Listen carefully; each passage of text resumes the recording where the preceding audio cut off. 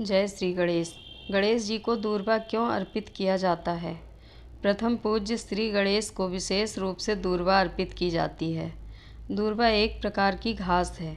ऐसा माना जाता है कि गजानंद को यह घास चढ़ाने से उनकी कृपा प्राप्त होती है और घर में रिद्धि सिद्धि का वास होता है।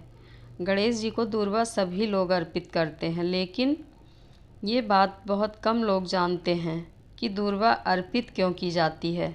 ये प्राचीन परंपरा है और इस संबंध में एक कथा बहु प्रचलित है। कथा के अनुसार प्राचीन काल में अनलासुर नाम का एक दैत्य था। इस दैत्य के प्रकोप से स्वर्ग और धरती पर त्राही त्राही मची हुई थी। अनलासुर संत, ऋषि, मुनियों और आमजन को जीवित निगल जाता था। दैत्य से त्रस्त होकर देवराज इंद्र सहित सभी देवी देवता और प्रमुख ऋषि मुनि महादेव से प्रार्थना करने पहुँचे। सभी ने शिव जी से प्रार्थना की कि वह अनलासुर का आतंक बहुत बढ़ गया है। हे प्रभु, कृपया आप उसके आतंक का नाश करें। शिव जी ने सभी देवी देवताओं, ऋषि मुनियों और संतों की प्रार्थना सुनकर कहा कि अनलासुर का अंत केवल मात्र श्री गणेश ही कर सकते हैं। शिव जी ने कहा कि अनलासुर का अंत करने के लिए उसे निगलना पड़ेगा और ये काम सिर्फ गणेश ही कर सकते हैं। गणेश जी का पेट बहुत बड़ा है, जिस कारण वह अनलासुर को सहजता से निगल सकते हैं।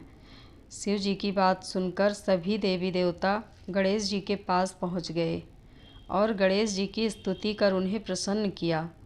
प्रसन्न होकर गणेश जी अनलासुर को समाप्त करने के लिए तैयार हो गए। इसके बाद श्री गणेश और अनलासुर के बीच अत्यंत ही घमासान युद्ध हुआ। अंत में गणेश जी ने अनलासुर को पकड़कर निगल लिया और इस प्रकार अनलासुर के आतंक का अंत हुआ। जब श्री गणेश ने अनलासुर को निगल लिया, उसके बाद उनके पेट में बहुत जलन होने लगी।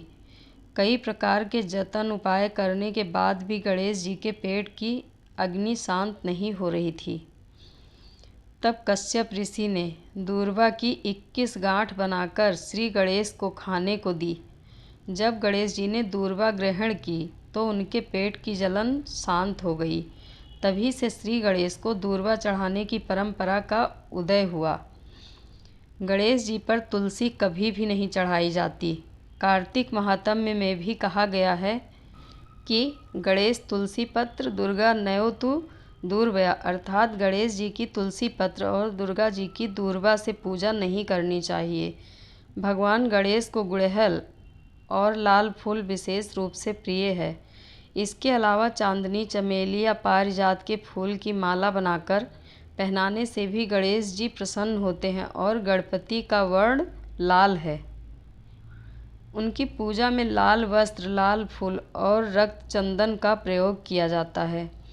गणेश पुराण में और भी हैं कथाएं। गणेश पुराण में दूर्वा घास के महत्व को लेकर एक और कथा है।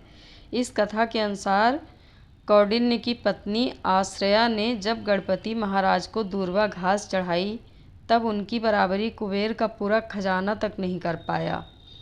शास्त्रों में दूर्वा घास की ऐसी अद्भुत महिमा बताई गई है।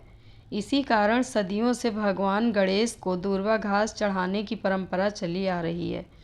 गणेश पुराण के अनुसार एक बार एक चांडाली और एक गधा गणेश मंदिर में जाते हैं और वहाँ कुछ ऐसा करते हैं कि उनके हाथों से दूर्वा घास गणेश के ऊपर गिर जाती है। गणपति जी इससे काफ़ी प्रसन्न हुए और दोनों को ही अपने लोक में उच्च स्थान प्राप्त किया। जय श्री गणेश।